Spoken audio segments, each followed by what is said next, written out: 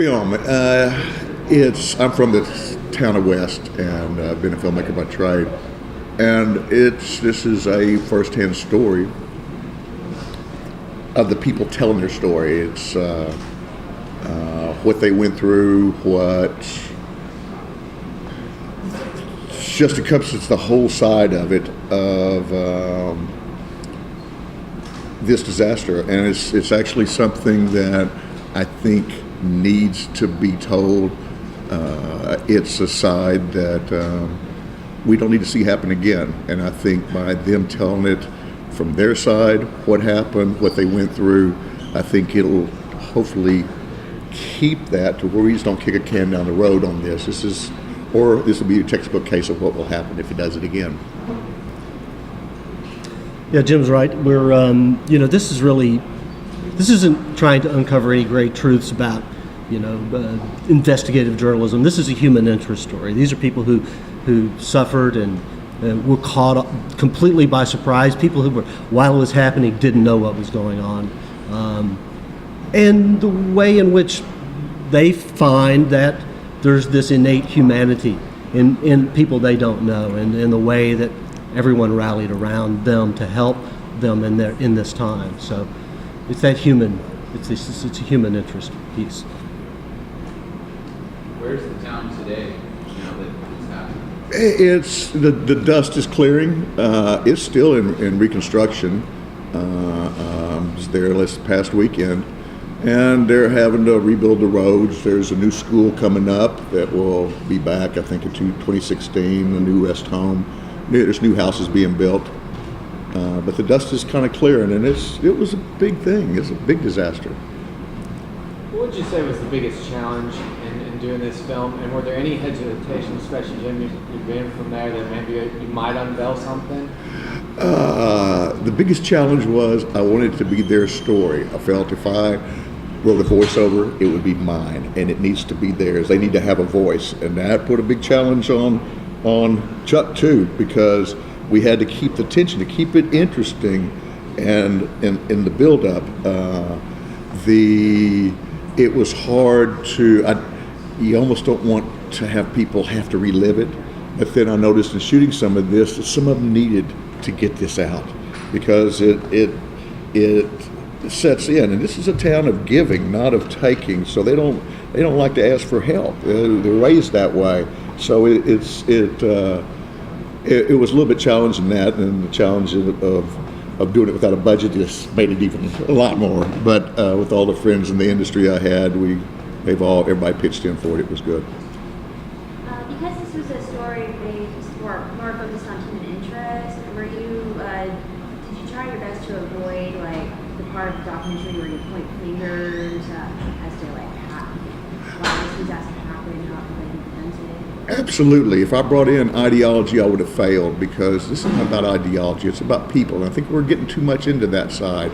And this is something that we now know what can happen. This is a farming community. There's hundreds of them, and there's a way to cohabitate. But I think if people know about it and they can say, that's me, that's my hometown, they might ask questions and we can figure out how to live together with this. They have to have it for planting season. It's yes, ma'am. What was the most surprising reaction you got from some of the people that you interviewed? The most surprising Reaction you got? Something that surprised you? Can I jump in here and help answer that? One of the things that when Jim came to me, he said, first kind of started off with this choral arrangement, choir. We have an element in the story. And he said, I want to interview these people in West. And I'm like, Jim, what's the question here? I mean, these people raised you. I mean, you know every one of them. They changed your diaper, for crying out loud. I mean, these people will talk to you in ways that even a more famous director might be not want to discuss this issue with. They were incredibly open. It was really, I'm not going to say it was easy, but it's certainly, I could knew from the beginning how much his relationship with the people who were in front of the camera was going to make the editorial process and eventually the end product. So what surprised me, really, it didn't really surprise me. I got what I was really hoping for, and they really did do that. Yeah, they Now, did. what surprised you? Because you know these people. I don't know if I have an answer for that one. I don't know the surprising side of it. My dad was the fire chief there for 30 years, so yeah, I didn't know everybody. I grew up with them, and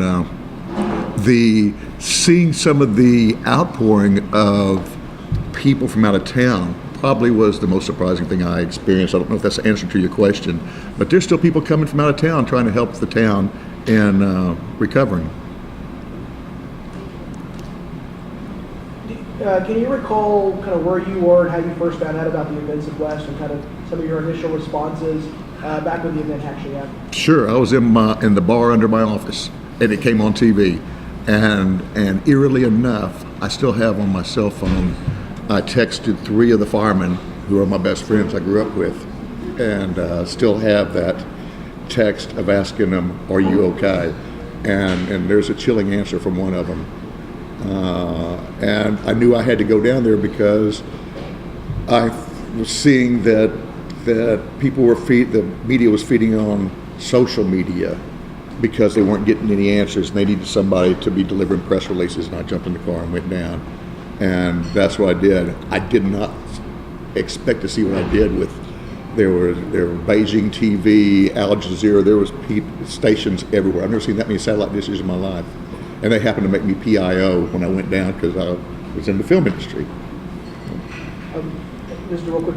And also, do you remember kind of, it seemed around that time, because I was working at a news station at the time, there were a lot of different news events that were happening kind of back to back, and it almost feels like that might have led to all the different media stations kind of being there, because they were kind of piggybacking on various stories at the time. Can you talk a little bit about that maybe? Exactly. I think the Boston bombing was right before that, and I think that's why all of the foreign press was there, and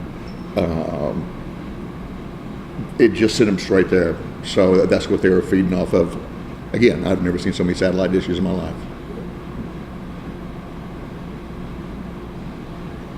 You talk about being the PIO. Can you talk a little bit about the cooperation between the various agencies? Because watching this on TV as a Texan and as a normal citizen, it seemed like you had the Texas Rangers, you had the Texas Department of Public Safety, you had different entities. Talk about how well they work together. Good question, because this was, I think, a first, at least for everybody down there, but it was an investigation. They had to find out, so they couldn't get information. And me trying to get it to give to the media was even worse. They had to investigate the ATF, the FBI. I think there was 100 agencies. I think so. 100 agencies that were literally in that town, and so they couldn't hamper what they were doing as if it's a crime, is it this, what is it? And so they just locked it out. But the worst side of it was the people. When it blew, they were out of their houses and they never got to see them again. So literally the clothes on their back is all they had, and they couldn't get back into their houses. So they literally sealed off all the way with concrete barriers this high where you couldn't drive around it and drive the roads. They sealed off that town. So these people didn't get to go back to their homes, and that was, seeing that is trying to go through that was tough, watching that. So was the Texas Rangers involved? Because, I mean, when I turned on the TV, you either had somebody from the Rangers or the DPS. I mean, who was really leading? The DPS led it because I had to work under the DPS emergency management, and they kind of led it, and that was the officer with the cowboy hat. Right. But the Rangers, the ATF, they were all there, and the film does have the mayor. It has the person that was the head of emergency management from McLennan County, and you'll be able to hear what went on then after that. Not just the obvious, which you get from stations, was the death and destruction, but then all the other stuff that goes along with it. It's a domino effect. It really, but it's about people. You touched on the fact that this is happening right after the Boston bombing, and I'm curious because Boston had sports teams and Boston Strong and all these things to rally around. How is West uniquely situated as a small Texas town to recover from this? Meaning? that they had in Boston. They had a bunch of different things to sort of look forward to and say, this is what we rally around. How do you recover from something like this? You know what? That's a tough one. But there was such an outpouring of people coming for help. That was a side that really will move you. That the Texas Rangers, the baseball, where they did West Day, and one of the athletes gave them a fire truck, but they had the choir that's in the film. They sang on the diamond. They'd bust people up. The Mavericks came down and did. When I found out that they were afraid they were going to lose because they didn't have schools anymore, that they were going to lose students, they're going to lose their athletic programs, that Mavericks came down to coach them and do things, and it really turned the tears into cheers. There's a lot of people. There were people coming down weekly just to go and pick up rocks and stuff. This is from churches. Churches would help demolish their houses for them because those are costs that insurance didn't cover. I think it's a really important element to me in this picture is that, this is talking about this innate moral goodness that we all have, everybody, and you can see the appreciation.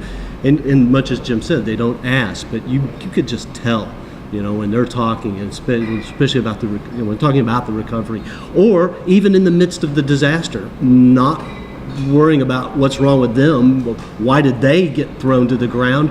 What's going on with my elderly neighbor?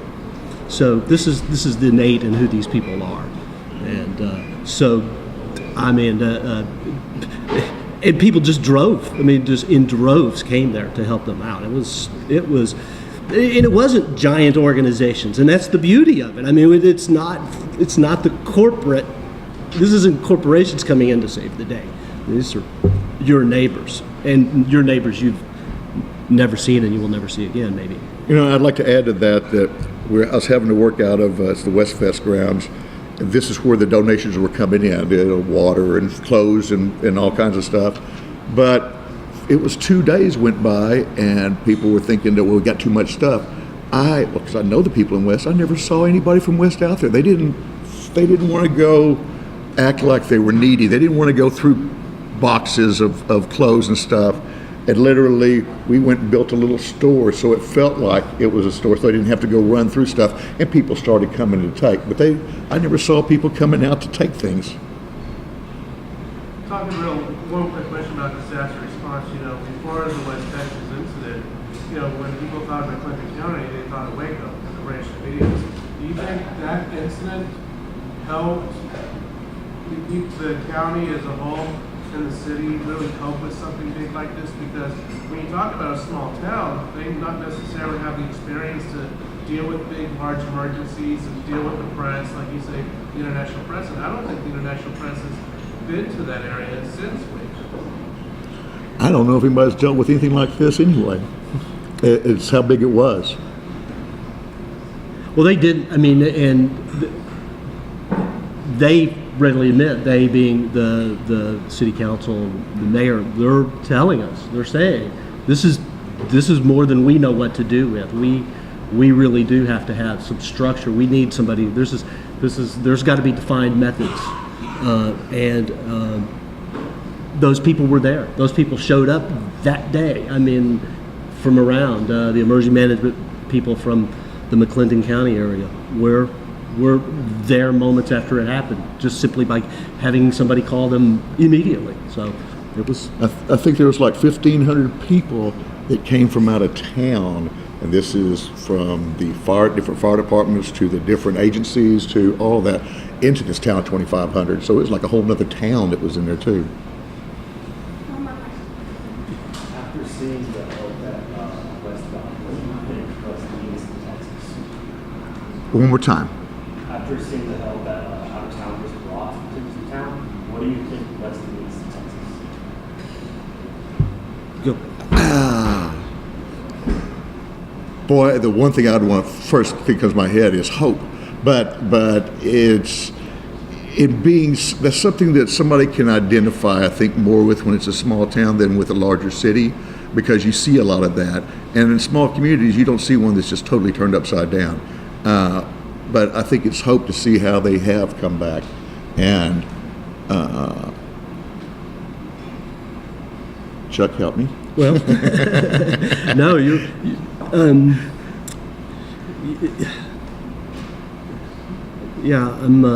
I think you've addressed. I mean, you're much better qualified to answer this. You're from here's there. something that, I'm a big city boy. This, I don't know if this is going to answer your question, but some of the things we touched on is like the school was gone. There was no school, and so it was a month from people graduating, and to see a rival school go offer up an empty building they had, and then they turned and they put names on the lockers, they painted their colors. These things, I think all of that came out in that form of hope, where when you see something that's totally lost, you know what, it's not, with people like that.